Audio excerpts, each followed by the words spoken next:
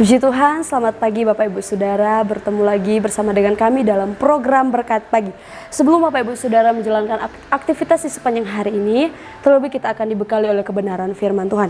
Dan kebenaran firman Tuhan pada pagi hari ini masih terdapat di dalam Kisah Para Rasul. Dan saya akan mengambil di dalam Kisah Para Rasul pasal yang ke-21, ayatnya yang ke-10 sampai ayatnya yang ke-14. Sekali lagi, Kisah Para Rasul yang pasal yang ke-21 ayatnya yang ke-10 sampai ayatnya yang ke-14. Tetapi kita akan membacakan ayat pokok kita pada pagi hari ini di dalam ayatnya yang ke-13. Dan Bapak Ibu Saudara boleh menyimaknya dan saya akan membacakan. Demikian firman Tuhan.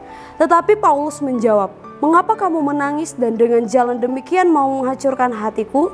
Sebab aku ini rela bukan saja untuk diikat, tetapi juga untuk mati di Yerusalem oleh karena nama Tuhan Yesus." Nah, Bapak Ibu Saudara, pada pagi hari ini saya akan berbicara tentang mengorbankan. Nah, pada ayat yang ke-10 sampai ayat yang ke-11 di situ saya bacakan, "Setelah beberapa hari kami tinggal di situ, datanglah dari Yudea seorang nabi bernama Agabus. Ia datang pada kami lalu mengambil ikat pinggang Paulus sambil mengikat kaki dan tangannya sendiri. Ia berkata, 'Demikianlah Roh Kudus, beginilah orang yang mempunyai ikat pinggang ini akan diikat oleh orang-orang Yahudi di Yerusalem dan diserahkan ke dalam tangan bangsa-bangsa lain.'" Di sini Bapak Ibu Saudara, kalau kita melihat ada seorang nabi bernama Nabi Agabus datang kepada Paulus beserta dengan murid-muridnya untuk menubuatkan Paulus. Kalau pada ayat yang ke-11 tadi yang sudah kita bacakan, di mana ada nubuat tentang Paulus, di mana Nabi Agabus datang mengambil ikat pinggang dari Paulus dan mengikat tangan dan kakinya, serta berkata bahwa demikianlah akan dialami oleh Paulus, di mana Paulus akan diikat bahkan diserahkan kepada bangsa-bangsa lain oleh orang-orang Yahudi yang ada di Yerusalem. Nah, pada ayat yang ke-12, orang yang bersama-sama dengan Paulus, saya bacakan ayat 12, "Mendengar hal itu, kami bersama-sama dengan murid-murid di tempat itu meminta supaya Paulus jangan pergi ke Yerusalem." Pada ayat yang ke-12, orang-orang yang bersama dengan Paulus, bahkan murid-murid, mencoba untuk menghambat atau menghalau agar supaya Paulus tidak berangkat ke Yerusalem. Agar supaya apa yang dibilangkan oleh Nabi Agabus tidak terjadi kepada Paulus.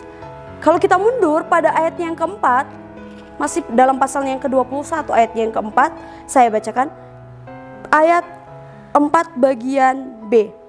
"Oleh bisikan roh, murid-murid itu menasihati Paulus supaya ia jangan pergi ke Yerusalem."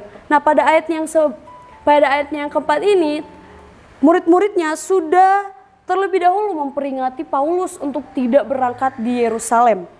Karena apa, Bapak Ibu Saudara? Karena murid-murid tahu di sana ada orang-orang Yahudi. Nah, mereka sangat bertentangan dengan pengajaran Paulus dan mereka sangat-sangat tidak suka dengan keberadaan Paulus. Maka dari itu mereka berusaha untuk menangkap Paulus.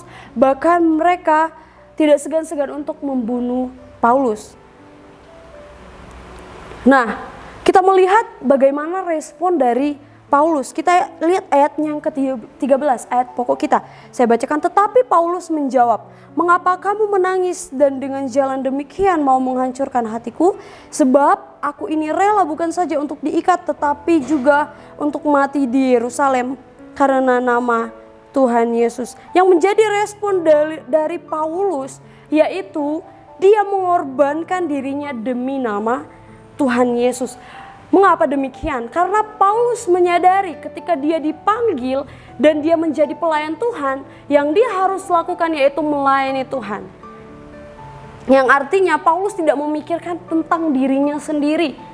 Paulus tidak memikirkan apa yang akan terjadi dalam dirinya sendiri. Melainkan Paulus dengan mempunyai hati untuk melayani kepada orang-orang yang ada di Yerusalem.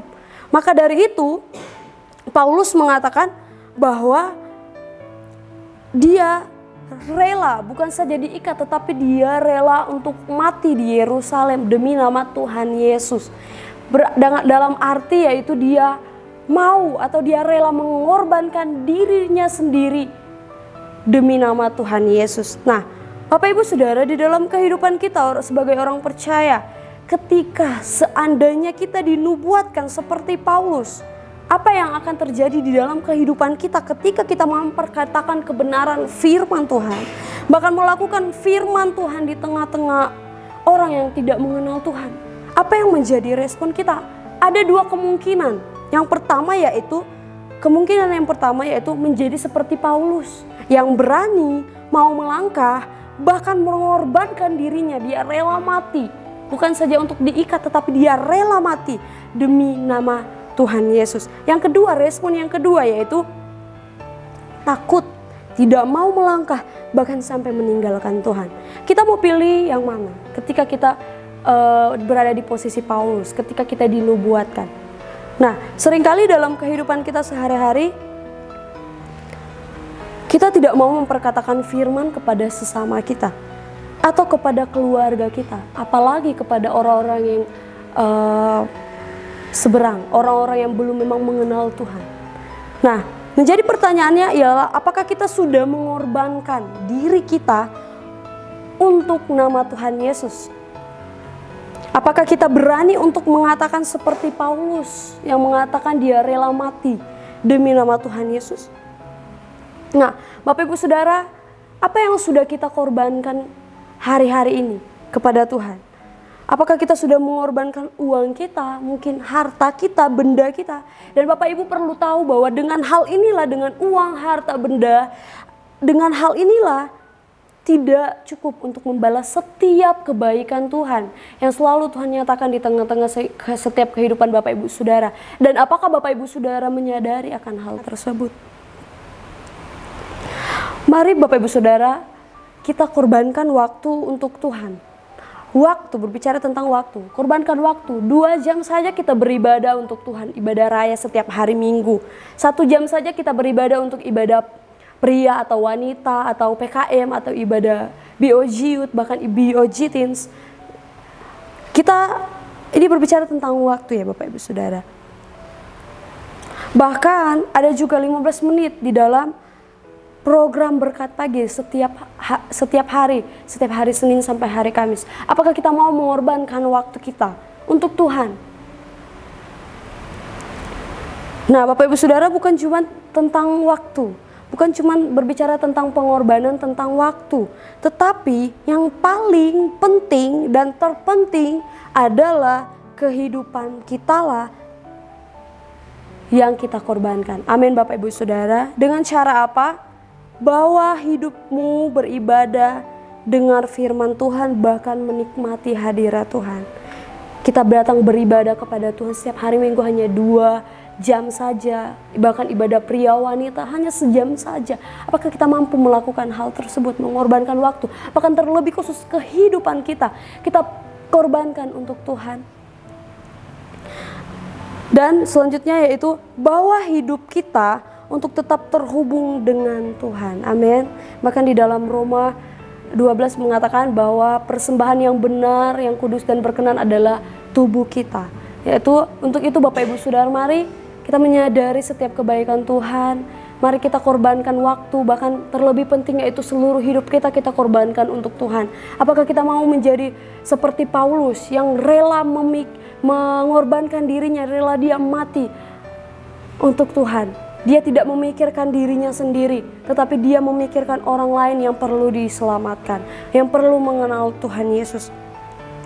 Dan Bapak Ibu Saudara, yang Tuhan kehendaki adalah persembahan hidup, bukan persembahan-persembahan yang lain.